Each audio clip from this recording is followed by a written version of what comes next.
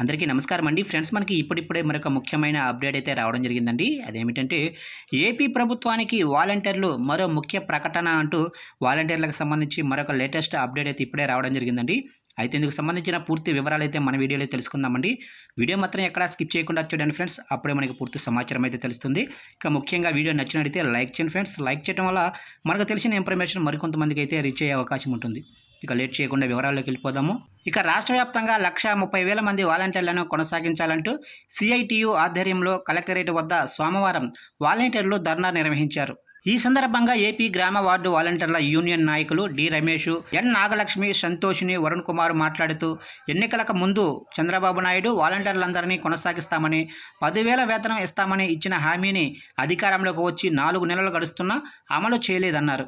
ఇప్పటికీ వాలంటీర్ల బకాయి వేతనాలు కానీ, కొనసాగింపుపై స్పష్టత కానీ, పెంచుతానన్న వేతనంపై క్లారిటీ ఇవ్వలేదని ఆవేదన వ్యక్తం చేశారు. తక్షణం ఇచ్చిన హామీలు అమలు చేయాలని డిమాండ్ చేశారు. లేని పక్షంలో రాష్ట్రంలో ఉన్న 1,30,000 మంది వాలంటీర్లు రోడ్డు మీదకు వచ్చి పోరాడటం తప్ప మరొక దారి లేదని తెలిపారు. వాలంటీర్ ఉద్యోగమే ప్రధాన ఆదాయ వనరుగా కుటుంబాన్ని పోషించుకుంటున్నామని తెలిపారు.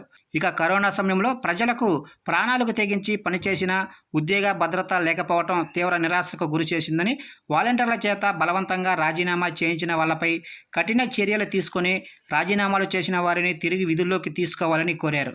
ఈ ఆందోళనలో సిఐటియు జిల్లా కోశాధికారి మలకా రమణ, వర్కింగ్ కమిటీ సభ్యులు మేడిశెట్టి వెంకటరమణ, వాలంటీర్లు ఎన్ నాగలక్ష్మి, బి కుమారి, కె దుర్గాదేవి, వరలక్ష్మి, స్వర్ణ పాల్గొన్నారు.